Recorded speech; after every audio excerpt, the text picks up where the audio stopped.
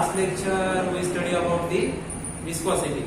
So in the last lecture we study the definition of viscosity. So viscosity means it is the property of a fluid which opposes the relative motion between two adjacent layers. So that property of a fluid is called as the viscosity. So उस property को हम क्या कहते हैं? Viscosity कहते हैं. So now see here, dear students, then we study about the Newton's law of viscosity. So Newton's law of viscosity states that the viscous force developed between two adjacent layers, it is directly proportional to the area of the layer, and it is also directly proportional to the velocity gradient. Then we define the F is equal to eta is the coefficient of viscosity A into dV by dx. Okay, so eta is the coefficient of viscosity. Then we define eta as F upon A into dV by dx. Okay, if the value of area of the layer is equal to 1 unit and velocity gradient is equal to 1 unit, then we get eta is equal to F. Means we get हमें क्या मिलता है? Coefficient of viscosity equal to viscous force मिलता है. Viscous force मतलब क्या? ऐसा layer में का ऐसा force, that force which opposes the relative motion between two axis layer. So eta equal to F मिला हमें. So eta equal to F कब मिलता है? When our area is equal to 1 unit and our velocity gradient is equal to 1 unit. So from this we define the coefficient of viscosity.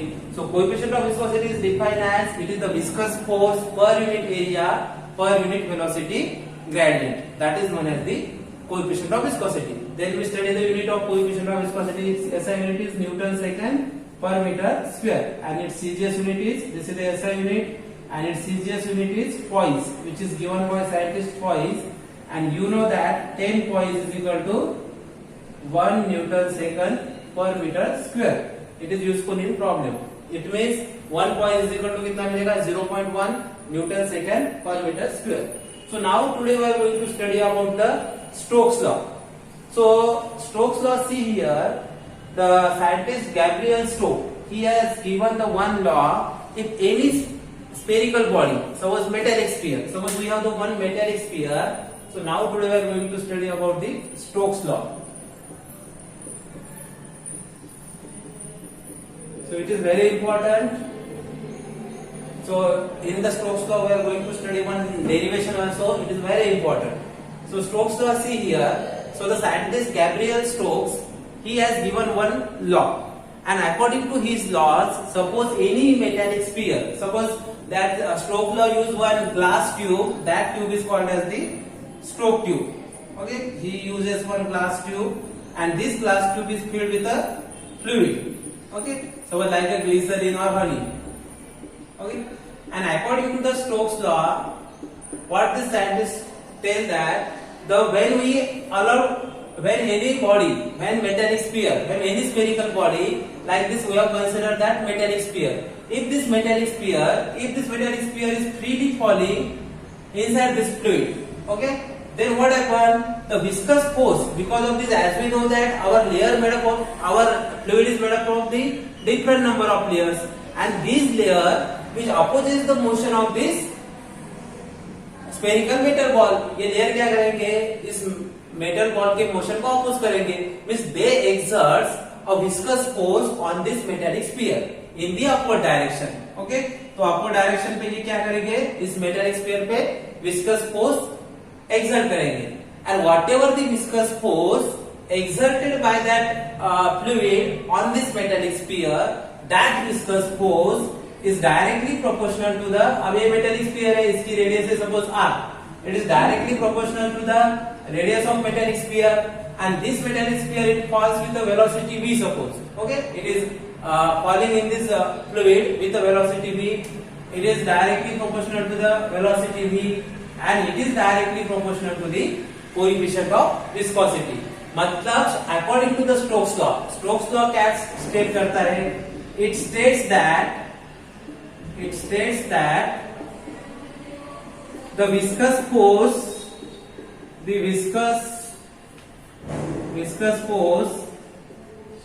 acting on metallic sphere,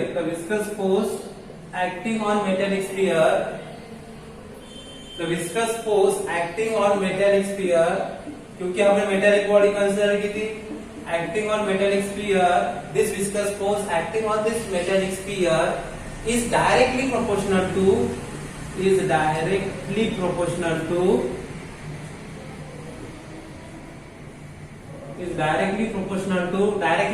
किसको directly proportional है? Viscous force it is directly proportional to number 1 coefficient of viscosity. Coefficient अब ये जो fluid है इसका coefficient of viscosity है ईटा, हमने Newton's law में देखा था. Coefficient of viscosity it is directly proportional to coefficient of viscosity. Number 2 second क्या है? It is directly proportional to the radius of metallic sphere. उस स्फीयर का जो भी रेडियस रहेगा, radius of metallic sphere and third one it is directly proportional to the velocity of metallic sphere, or we call it as a terminal velocity. We will see what is meant by terminal velocity after this. Okay, so what the Stokes law states that Stokes law क्या state करता है? हमने एक metallic sphere लिया, उसका मास है suppose लिया having a radius is equal to r. Okay, and this we are falling this metallic sphere in this fluid. Now as this metallic sphere falling in this fluid, then this fluid will exert some force on this. Means ये fluid जैसे हमने इस suppose ये stroke tube है हमारे पास, अब ये stroke tube में फ्लूइड है, अब मैंने इसमें एक मेटेलिक स्फीयर डाला है, तो मेटेलिक स्फीयर डायरेक्टली नीचे जाएगा क्या? नहीं, उसको कुछ तो भी टाइम लगेगा. टाइम क्यों लगेगा? क्योंकि इसके जो मोशन को, ये जो फ्लूइड है इसके मोशन को क्या करेगा? अपोज करेगा, रेजिस्ट करेगा. मतलब रेजिस्ट करता है मतलब that fluid will exert some force on that metallic sphere, and that force is nothing but the viscous force, and that viscous force is directly proportional to the coefficient of viscosity. वो जो इस metallic sphere के ऊपर जो भी viscous force act होता है, वो viscous force किसको directly proportional रहता है? उसके coefficient of viscosity को. It is directly proportional to the radius of metallic sphere, and it is directly proportional to the velocity, or we call it as a terminal velocity also. Okay, so we can write F is directly proportional to the coefficient of viscosity is eta, radius of metallic sphere is r, and velocity is suppose v. So therefore F is equal to 6 pi eta into r into v. So this is the viscous force experienced by this metallic sphere when it is freely falling in a viscous liquid. मतलब जब एखादा metallic sphere viscous liquid में fall होता है तो इसके ऊपर कितना फोर्स एक्ट होगा? According to the Stokes law 6 pi eta into r into v. This 6 pi is the constant of proportionality. ये क्या है? कांस्टेंट ऑफ प्रोपोर्शनैलिटी, और it is obtain by empirically. It is obtain empirically. This constant is obtain empirically. Okay, so this is about the Stokes law. Okay, so as we know that, see here what the Stokes law states that, it states that whatever be the viscous force, हमने एक metallic एक tube लिया है, scientist Stokes ने एक law state किया है, इस ट्यूब को कहते हैं Stokes tube. This tube is called as Stokes tube. Now according to the scientist Gabriel Stoke, when any metallic sphere, कोई भी मेटेलिक बॉडी अगर एखादे विस्कस लिक्विड में फ्लो ऊपर से फॉल हो रही है, तो वो फ्लूइड क्या करेगा? उसके ऊपर फोर्स एक्सर्ट करेगा. ओके, कौन सा फोर्स? उसके मोशन को अपोज करेगा. That force is known as the viscous force, and this viscous force is directly proportional to the coefficient of viscosity. मतलब ईटा को डायरेक्टली प्रोपोर्शनल है, then radius of metallic sphere and velocity of metallic sphere. So this is F is directly proportional to eta into r into v. So F is equal to 6 pi eta into r into v. So that 6 pi is the proportionality constant. So this is about the Stokes law. Okay, so now see here this Stokes law. अब ये Stokes law हमें use, it is very important. It may be asked for 2 marks. 2 mark के लिए पूछ सकते हैं Stokes law in your exam. So now see here what the Stokes law state. Stokes law से क्या पता चलता है हमें? अगर कोई भी मेटेलिक स्फीयर लिक्विड में फ्रीली फॉल हो रहा है, okay, if any metallic sphere which is freely falling in a liquid, then that metallic sphere will experience a force which is directly proportional to the coefficient of viscosity, radius of metallic sphere, velocity and velocity. Therefore F is directly proportional to eta into r into v. F is equal to 6 pi eta into r into v. So this is about the Stokes law. Now next is we are going to study about the terminal velocity. Now this concept is very important, terminal velocity. So now we are going to study about the terminal velocity. What is meant by terminal velocity? Terminal velocity. So terminal velocity means, see here. Now see here, I have considered one. This is the Stokes tube. We know that according to the Stokes law, any metallic sphere which is freely falling in this viscous medium in the fluid, what will happen?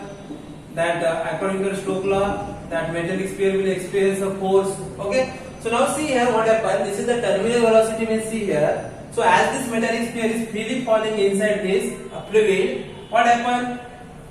So this metallic sphere experiences one force. So that is force is known as the viscous force. तो उस force को आप क्या बोलते हैं? Viscous force. Now what happened? As this metallic sphere is freely falling, so its velocity continuously changing. Means when this metallic sphere reaches to this point, its velocity is v1. When it reaches to the another point, its velocity is v2. Now after covering a certain distance, that metallic sphere acquires some constant velocity. मतलब जब वो यहाँ पे था उसकी velocity v1 थी, मतलब हर एक पॉइंट पे उसकी वेलोसिटी क्या हो रही है? चेंज हो रही है. But after covering a certain distance, इस फ्लूइड में एक ऐसा पॉइंट आएगा, at that point suppose when that metallic sphere reach to this point and it acquire a velocity suppose v3. Okay, इसकी वेलोसिटी इस पॉइंट पे v3 है. Now after this, whatever be the remaining distance that metallic sphere is traveled in this tube, then that distance will be traveled with some constant velocity. And that constant velocity मतलब जब यहाँ पे वो आ गया हमारा metallic sphere, उसकी velocity कितनी हो गई? यहाँ पे था तो v1 है, यहाँ पे था तो v2 3, यहाँ पे है तो v3 है. अब v3 पे आने के बाद उसके ऊपर जो भी नेट फोर्स एक्ट हो रहा है वो बाद में आपको क्लियर हो जाएगा. तो दोनों फोर्स क्या हो जाते हैं? बैलेंस हो जाते हैं. क्योंकि इसके ऊपर देखिए, इस मेटालिक स्फीयर के ऊपर एक अपवर्ड डायरेक्शन में कौन सा फोर्स एक्ट होता है? Viscous force. और डाउनवर्ड डायरेक्शन में because of its mass a force Fg is act due to its weight m into g. Okay, and again one force is acting on this metallic sphere in upward direction. मतलब जब ये metallic sphere freely fall होता है तो इसके ऊपर तीन forces act होते हैं. इस मेटालिक स्फीयर के ऊपर तीन फोर्सेस एक्ट होते हैं. तो पहला फोर्स कौन सा रहेगा? Viscous force in upward direction. Viscous force in upward direction में विस्कस फोर्स एक्ट होता है Fv. ओके, दूसरा फोर्स एक्ट होता है इसको force due to its weight. Force due to weight of sphere की वेट की वजह से एक फोर्स एक्ट होता है weight of sphere, due to the weight of sphere. So that force Fg is equal to क्या रहेगा? m into g. अब ये Fv मतलब force due to the by the Stokes law. Fv की value आपको पता है, विस्कस फोर्स. देन थर्ड, अब see here, you in the earlier classes like in 9 or 10 class you may learn about the beyond force or you call it as the upthrust force. तो upward direction में इसके और एक force act होता है, that force is called as the upthrust force. और it is called as the, और it is also known as the buoyant force. इस फोर्स को हम क्या कहेंगे? Buoyant force. So it is denoted by Fu suppose for ये. मतलब जब ये metallic sphere it is freely falling in this viscous fluid, then what happen on that metallic sphere there are three forces acting. उसके ऊपर एक force act होता है by the Stokes law, upward direction में विस्कस फोर्स. तो downward direction में due to its weight, इसका mass रहेगा m. तो डाउनवर्ड डायरेक्शन में इसका फोर्स कितना है? तो F is equal to mg. Okay, acceleration due to gravity. तो डाउनवर्ड डायरेक्शन में एक फोर्स एक्ट होता है, and in upward direction one more force is act, that force is called as the upthrust force. अब upthrust force मतलब क्या होता है? Now see here, upthrust force means if any object, suppose एक मैंने container लिया है, इसमें एक फ्लूइड है. ओके, अब इस फ्लूइड में जब पानी, इसमें if any object which is completely और पार्शियली इनसाइड द लिक्विड, कोई एक आधा ऑब्जेक्ट कंप्लीटली या पार्शियली लिक्विड के अंदर रहता है, then on that liquid some force will be exert and that force is known as the upthrust force. मतलब जब एक आधा लिक्विड पानी के अंदर, कोई भी लिक्विड के अंदर रहेगा एक आधा object, Okay, so on that object, one force is act. That force is in upward direction. That force is known as the beyond force or upthrust force. Now see here, while bathing, you may observe that suppose if you dip that mug inside the bucket, you feel that mug lighter in weight. Why you feel that mug lighter in weight? Because of the upthrust force. क्योंकि downward upward direction में मतलब नीचे से उसके ऊपर एक force act होता है, and that force is our upthrust force. तो वैसे ही यहाँ पे इस मेटेलिक स्फीयर के ऊपर तीन फोर्सेस एक्ट होते हैं. One is your viscous force which is in upward direction. Second one is your due to the weight of that metallic sphere it is in downward direction. और upthrust force होता है और beyond force which is in upward direction. अब ये तीन force act होते हैं. Upward direction में दो फोर्स, डाउनवर्ड डायरेक्शन में एक फोर्स. अब कुछ डिस्टेंस कवर करने के बाद इनिशियली इसकी वेलोसिटी v1 थी, v2 हो गई. अब इसने इतना डिस्टेंस कवर किया यहाँ पे, इसकी फाइनल अब ये वेलोसिटी v3 हो गई. अब इस पॉइंट पे आने के बाद ये अपवर्ड फोर्स और ये डाउनवर्ड फोर्स दोनों क्या हो जाते हैं, बैलेंस हो जाते हैं. मतलब इस मेटेलिक स्फीयर पे यहाँ पे जीरो फोर्स एक्ट होता है. नेट फोर्स क्या एक्ट होगा, जीरो फोर्स एक्ट होगा. And that's why its velocity becomes constant. And that अब यहाँ पे इसकी वेलोसिटी क्या हो जाएगी, कांस्टेंट हो जाएगी. अब ये जो मेटेलिक स्फीयर नीचे आएगा, ये मेटेलिक स्फीयर यहाँ पे इसकी वेलोसिटी v3 थी, तो जब तक वो नीचे नहीं आता उसकी वेलोसिटी क्या रहेगी, सेम ही रहेगी, v3 ही रहेगी. मतलब जिस कांस्टेंट वेलोसिटी से हमारा metallic sphere it is freely falling in a liquid, that velocity is called as the terminal velocity. And it is very important. If you understand this concept here, you can easily understand the next derivation. Okay, देखिए फिर से एक बार बताता हूँ. So now see here what happen. एक metallic sphere यहाँ से फ्लूइड में जा रहा है, तो हर एक पॉइंट पे इसकी वेलोसिटी चेंज हो रही है. अब इसके ऊपर तीन फोर्सेस एक्ट होते हैं. विस्कस फोर्स अपवर्ड डायरेक्शन में एक्ट होता है, उसकी वेट की वजह से फोर्स डाउनवर्ड डायरेक्शन में एक्ट होता है. और अपथ्रस्ट फोर्स मतलब एक आधा ऑब्जेक्ट पूरी तरह से या फिर पार्शियली लिक्विड के अंदर रहा. आर्किमिडीज प्रिंसिपल आपको पता है. ओके, तो बाय आर्किमिडीज प्रिंसिपल, तो कोई भी ऑब्जेक्ट लिक्विड के अंदर पार्शियली या पूरी तरह से है तो उसके ऊपर अपवर्ड डायरेक्शन में एक फोर्स एक्ट होता है, और उस फोर्स को हम क्या कहते हैं, अपथ्रस्ट फोर्स कहते हैं. Okay, so this is about the. और यहाँ पे क्या होता है, एक पॉइंट ऐसा आएगा जो हमारा टोटल अपवर्ड फोर्स है it is balance by the total downward force. मतलब इस मेटेलिक स्फीयर पे जो नेट फोर्स एक्ट होगा वो जीरो रहेगा. और यहाँ पे इस पॉइंट पे इसकी वेलोसिटी क्या रहेगी, कांस्टेंट रहेगी, v3 है. अब जो ये नीचे आएगा तो उसी कांस्टेंट वेलोसिटी से वो नीचे आएगा. So that constant velocity is called as the terminal velocity. तो टर्मिनल वेलोसिटी की मैं डेफिनेशन कैसे लिखता हूँ, यहाँ पे देखिए. Terminal velocity means the constant velocity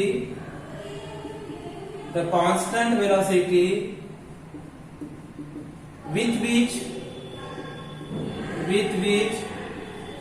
metallic sphere freely fall in a liquid, or in a fluid, you call this, is known as terminal velocity. जिस कांस्टेंट वेलोसिटी से यहाँ पे वेलोसिटी कांस्टेंट हो गई, इसके आगे वेलोसिटी चेंज हो रही है क्या, नहीं चेंज हो रही. So that constant velocity is called as the terminal velocity. Okay, so this is a very important concept. Now in this derivation this concept is a very important. Now we are going to derive the expression for terminal velocity. अब हमें terminal velocity के लिए expression derive कर रहे हैं. We are deriving the expression for terminal velocity. So expression for terminal velocity, expression for terminal velocity. Terminal velocity मतलब क्या, जो कांस्टेंट वेलोसिटी है उस कांस्टेंट वेलोसिटी से मेटेलिक स्फीयर हमारा फ्रीली फॉल होता है, तो उस कांस्टेंट वेलोसिटी को हम क्या बोलते हैं, टर्मिनल वेलोसिटी. तो हम इसके लिए एक्सप्रेशन डिराइव करने जा रहे हैं. अब देखिए मैंने क्या कंसीडर किया है. I have consider one metallic sphere. Suppose this is the any Stokes tube is there. ये हमारे पास एक Stokes tube है. So it is given by Stokes method. हम ये डिराइव करने वाले हैं. So ये Stokes tube है हमारे पास, इसके अंदर फ्लूइड है. ओके, अब इस फ्लूइड के अंदर क्या हो रहा है, ये मेटेलिक स्फीयर फ्रीली फॉल हो रहा है. We have consider one metallic sphere. So हमने एक मेटेलिक स्फीयर कंसीडर किया. कंसीडर मेटेलिक स्फीयर, हमने एक metallic sphere consider metallic sphere हमने एक मेटल स्फीयर कंसीडर किया हैविंग मास, उसका मास क्या है, having mass is m, m is the mass of metal sphere, okay. Then r is the radius of metal sphere, radius of metal sphere, okay. r क्या है, radius of metal sphere. अब ये जो fluid है इसकी density है, suppose rho is the density of fluid, density of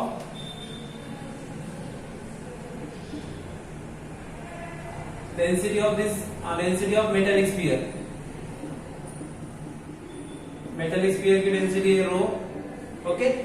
row is the density of metal sphere and see here rho क्या है, मेटल स्फीयर की डेंसिटी है, और ये sigma is the density of given liquid, ये जो given fluid दिया है, density of given fluid, okay. अब हमने एक मेटल स्फीयर है हमारे पास, देखिए अब ये मेटल स्फीयर क्या हो रहा है, मैं ऐसी डायग्राम निकालता हूँ। So see here this metal, we have one metal sphere is here,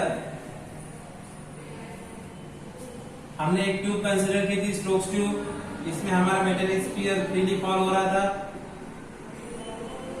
okay. अब ये जो हमारा मेटल स्फीयर फ्रीली फॉल हो रहा है इस ट्यूब के अंदर, अब ये मेटल स्फीयर फ्रीली फॉल हो रहा है, तो इसके मोशन को क्या करेगा, ये फ्लूइड अपोज करेगा, तो अपर डायरेक्शन में इसके ऊपर कौन सा फोर्स एक्ट होगा, इसके ऊपर एक विस्कस फोर्स एक्ट होगा Fv, तो अपर फोर्स में it is acted in an upward direction, that is by the Stokes law, viscous force act होता है, and in downward direction because of its mass, इसका mass and due to its weight, in downward direction one more force is act on this body, that is Fg, due to its weight, तो वो क्या होगा mg, okay. इसकी weight की वजह से एक फोर्स एक्ट होगा। जब ये मेटल स्फीयर फ्लूइड के अंदर रहेगा तो इसके ऊपर अपवर्ड डायरेक्शन में एक फोर्स एक्ट होगा, विस्कस फोर्स, डाउनवर्ड डायरेक्शन में बिकॉज ऑफ इट्स वेट, अभी हमने देखा था due to its weight in downward direction force Fg equal to Mg is act, and as that metal sphere which is completely or partially deep inside the liquid, then one more force is acting in upward direction, that is the upthrust force, okay। तो यहाँ पे तीसरा force कौन सा act हो रहा है, upward direction में अपथ्रस्ट फोर्स, जैसे हमने लास्ट टाइम लिखा था। तो the metal sphere experiences three forces, जो मेटल स्फीयर है हमारा इट एक्सपीरियंसेस थ्री फोर्सेस, ये है हमारा viscous force Fp, viscous force Fp in upward direction, then दूसरा फोर्स है Fg is equal to m into g, means due to its weight, इसकी weight की वजह से, due to its weight, its मतलब metal sphere, and this force is acting in downward direction, और तीसरा force act होता है इसके ऊपर, वो है हमारा upthrust force in upward direction, okay. अब देखिए यहाँ पे as this metal sphere is freely falling in this viscous liquid, इसमें मेटल स्फीयर फ्रीली फॉल हो रहा है हमारा, नीचे आ रहा है। अब जैसे जैसे आप यहाँ पे देखिए इस मेटल स्फीयर की वेलोसिटी चेंज होगी, तो हमारा विस्कस फोर्स भी क्या होगा, चेंज होगा। जैसे ये मेटल स्फीयर नीचे आएगा, इस पॉइंट पे इसकी वेलोसिटी v1 थी, इस पॉइंट पे वेलोसिटी v2 थी, दूसरे पॉइंट पे v3 रहेगी, ओके। तो इसकी शुरुआत में क्या होती है, वेलोसिटी चेंज हो जाएगी। तो अगर वेलोसिटी चेंज होगा तो विस्कस फोर्स क्या रहेगा हमारा, वो भी चेंज हो जाएगा, और ये बाकी force due to its weight it becomes constant, and upthrust force also become constant, okay. And the net force acting on this metal sphere, इस मेटल स्फीयर पे नेट फोर्स, जो भी नेट फोर्स एक्ट होगा, net force,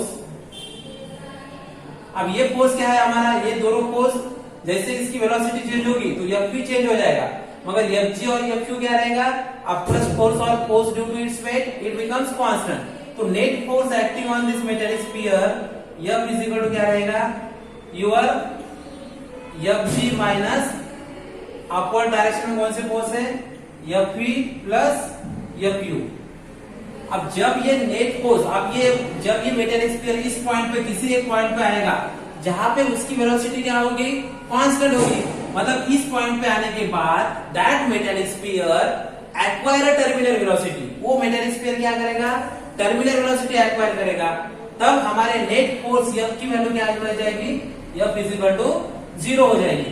मतलब हमें क्या मिलेगा, 0 is equal to Fg minus Fv plus Fq। तो Fg इक्वल टू क्या मिलेगा हमें, Fg equal to Fv plus Fq, क्योंकि वहां पे उस मेटेलिक स्फीयर ने टर्मिनल वेलोसिटी एक्वायर की है। यहाँ पे आने के बाद उसकी टर्मिनल वेलोसिटी क्या हो गई, कांस्टेंट हो गई। Means it acquire terminal velocity, as it acquire terminal velocity then net force becomes 0। तो नेट फोर्स 0 है तो हमें क्या मिला, Fg is equal to Fv plus Fu। तो Fv प्लस Fu मतलब क्या है, मतलब हमारा टोटल डाउनवर्ड फोर्स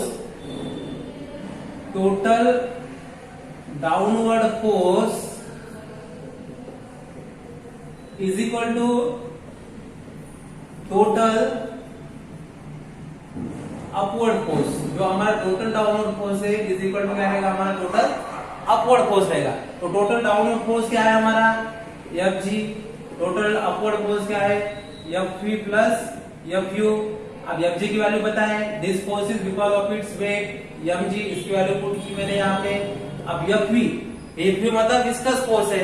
अब स्टोक्स लॉ पता है आपको, विस्कस फोर्स क्या रहता है, Fv is equal to Stokes law से 6 pi eta into R into V. तो ये Fv की जगह क्या लिखेंगे हम, 6 pi eta by Stokes law, eta into R into V. और Fu, अब Fu मतलब क्या, now you know the Archimedes principle. Archimedes principle मतलब जब ये मेटेलिक स्फीयर जो लिक्विड के अंदर आएगा, लिक्विड के अंदर आने के बाद क्या होगा, कुछ तो भी लिक्विड डिस्प्लेस होगा। मतलब जितना उसने उसका मास लूज किया उतना वो लिक्विड क्या करेगा, डिस्प्लेस करेगा। तो ये भी क्या रहेगा, this force is because of m into g रहेगा। Okay, this is the mass of fluid and this is the mass of metallic sphere. Okay, मतलब जितना मास वो फ्लूइड डिस्प्लेस होगा उतना ही मास क्या करेगा, वो मेटेलिक स्फीयर उसके अंदर लूज करेगा, मतलब खो देगा। सो नाउ सी हियर, आपको पता है, अब आपको पता नहीं, यहाँ पे लिखता हूँ डेंसिटी इज इक्वल टू क्या रहता है, density is equal to mass upon volume रहता है। तो मास इक्वल टू क्या मिलेगा हमें, density rho into density into volume मिलेगा, डेंसिटी इंटू वॉल्यूम मिलेगा। तो यहाँ पे m की वैल्यू पुट करो। अब मेटेलिक स्फीयर की डेंसिटी क्या है, रो है, तो यहाँ पे क्या मिलेगा हमें, rho into volume into g. Okay, तो यहाँ पे 6 pi eta into R into V as it is. अब यम क्या है, मास ऑफ फ्लूइड, तो फ्लूइड की डेंसिटी क्या है, सिग्मा है, ये 6 नहीं है, this is the 6 and this is the sigma. ये सिग्मा है, सिग्मा लेटर है, sigma into V into g. V मतलब वॉल्यूम, जो फ्लूइड जितना डिस्प्लेस हुआ उसका वॉल्यूम। ओके, अब आपको पता है कि वॉल्यूम क्या रहता है स्फीयर का, स्फीयर का वॉल्यूम क्या रहेगा, 4/3। वी की जगह में डाल रहा हूँ पाई आर क्यूब और rho into g as it is लिख रहा हूँ, इक्वल टू। अब देखिए स्फीयर का वॉल्यूम क्या रहता है, volume of sphere is equal to 4/3 pi are cube. इसकी वजह से वी की जगह हमने ये डाला, तो 6 pi eta into R V as it is, 6 pi eta into R into V plus ये सिग्मा है, 6 नहीं है, बी केयरफुल हियर। और वी का वॉल्यूम यहाँ पे क्या होगा, जितना मास डिस्प्लेस होगा, ओके, तो उसका वॉल्यूम क्या आएगा, स्फीयर, क्योंकि ये दैट मेटेलिक, जो स्फीयर हमने मेटल का यूज किया है उसका आकार कैसे है, स्फीयरिकल है। तो यहाँ पे भी क्या आएगा, 4/3 pi are cube into g. Okay, तो हम क्या करते हैं, ये 4/3 पाई आर क्यूब एक तरफ लाते हैं, ये terms.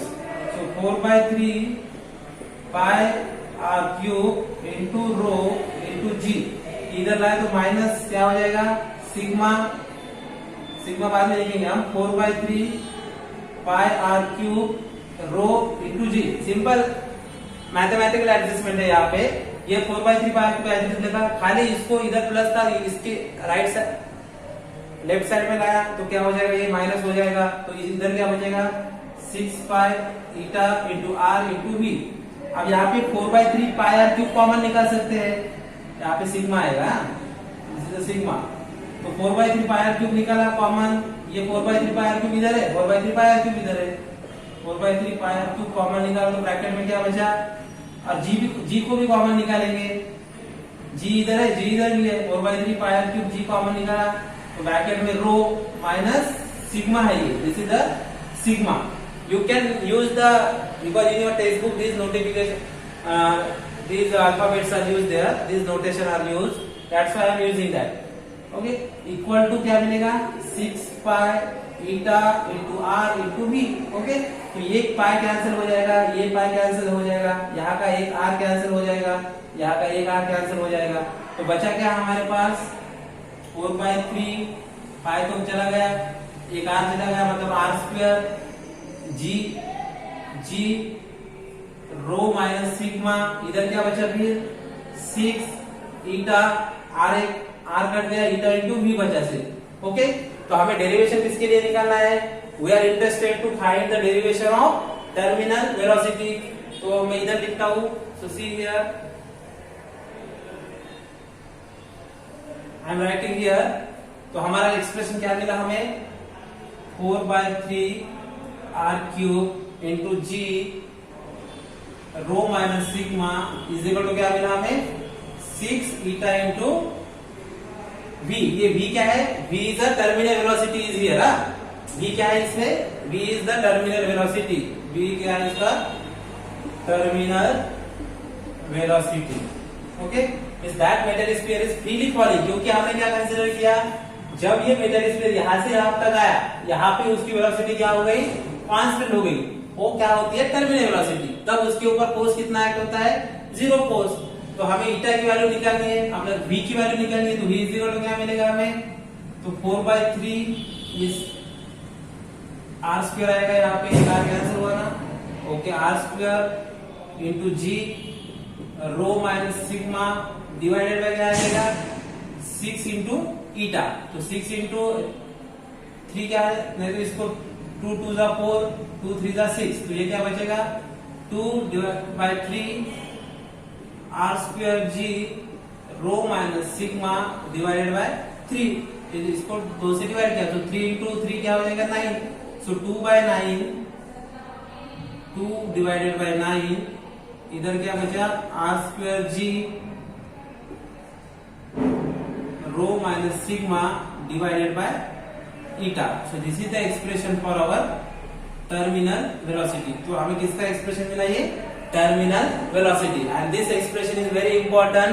On the basis of this expression इसके ऊपर न्यूमेरिकल भी पूछ सकते हैं. अब इसमें से हम कोएफिशिएंट ऑफ विस्कोसिटी का भी हमें फार्मूला मिल सकता है. तो यहाँ पे ईटा निकालना है तो क्या मिलेगा हमें formula, eta is equal to 2/9, इसको इधर लेके गए और इसको इधर लाए, r square g rho minus sigma divided by v. So this is the formula for coefficient of viscosity. अब जो भी लिक्विड यहाँ पे इसमें फ्लो होता है उसकी वेलोसिटी क्या रहती है, less than critical velocity. Okay, so this is about the expression of terminal velocity and coefficient of viscosity. तो हमने क्या कंसीडर किया था पहले, क्योंकि एक मेटल स्फीयर इसमें फ्रीली फॉल हो रहा है, ये मेटल स्फीयर इस ट्यूब में फ्रीली फॉल हो रहा है. अब ये ट्यूब के ऊपर कितने फोर्स एक्ट होते हैं, 2 फोर्सेस एक्ट होते हैं. 2 फोर्सेस एक्ट, सपोज ये मेटल स्फीयर फ्रीली फॉल हो रहा है तो 2 फोर्सेस इसके ऊपर एक्ट होते हैं अपवर्ड डायरेक्शन में. ओके, एक होता है विस्कस फोर्स और दूसरा होता है अपथ्रस्ट फोर्स. और डाउनवर्ड डायरेक्शन में बिकॉज ऑफ इट्स वेट एक फोर्स एक्ट होता है. अब जब ये metal sphere terminal velocity acquire करेगा तो टर्मिनल वेलोसिटी एक्वायर करने के बाद इसके ऊपर नेट फोर्स क्या रहेगा, नेट फोर्स 0 रहेगा. नेट फोर्स 0 रहने के बाद क्या होता है, जब नेट फोर्स 0 रहेगा तो हमें क्या मिलेगा, मतलब हमें total downward force is equal to total upward force मिलेगा. तो total downward force Fg is equal to Fu plus Fu. अब डाउनवर्ड फोर्स किसकी वजह से, because of its weight m into g. अब ये विस्कस फोर्स है, विस्कस फोर्स किस वजह से है, बाय द स्टोक्स लॉ हमें पता है 6 pi into r into v. और ये अपथ्रस्ट फोर्स है because of its mass m into g. तो यहाँ पे सिंपली हमें डेंसिटी मतलब क्या आ रहा है, मास अपॉन वॉल्यूम. तो मास की वैल्यू क्या डाली, डेंसिटी इनटू वॉल्यूम. तो डेंसिटी उस मेटल स्फीयर की रो है, वॉल्यूम v है और ये g. यहाँ पे भी वैसा किया, लिक्विड की डेंसिटी सिग्मा है, उसका वॉल्यूम v है और ये g. बाद में हमें सिर्फ वॉल्यूम की वैल्यू पुट की, फार्मूला 4/3 पाई r क्यूब और ये rho into g as it is, यहाँ पे भी 4/3 पाई आर क्यूब और सिग्मा इंटू जी। ओके, खाली ये टर्म इधर आए, थोड़ी mathematical adjustment is there, 4/3 common निकाला, इसमें ये बचा, बाद में पाई पाई कैंसिल हुआ, एक आर कैंसिल हुआ, तो हमारे पास बचा क्या, 4/3 r square g rho minus sigma is equal to 6 eta into v. इसमें से हमने सिंपली मैथमेटिकल एडजस्टमेंट की है, यहाँ पे वी इस 6 को इधर लेके गए, वी की वैल्यू निकाली, तो ये डिनोमिनेटर में गया 6 ईटा, तो 2 से इसको डिवाइड किया, तो यहाँ पे क्या बचा 2/3, 3 इंटू ईटा, तो 3 into 3 9। This is the formula for terminal velocity, and from that terminal velocity we find the formula for coefficient of viscosity. Okay, so this is about, it is very important, and on the basis of this formula, or sometimes the formula may be asked for derive the expression for terminal velocity, or sometimes the formula may be on the basis of that formula the numerical may be asked, or sometimes the question may be asked like this, derive the expression for terminal velocity or derive the expression for coefficient of viscosity। ये भी पूछा तो भी आपको terminal velocity का expression derive करना है, खाली थोड़ा मैथमेटिकल एडजस्टमेंट करके you can easily derive it. Okay, so thank you very much. So in the next video we will see some numericals. So here we have completed our this whole chapter. In the next video we will take a practice of some numericals and all these things. So thank you very much.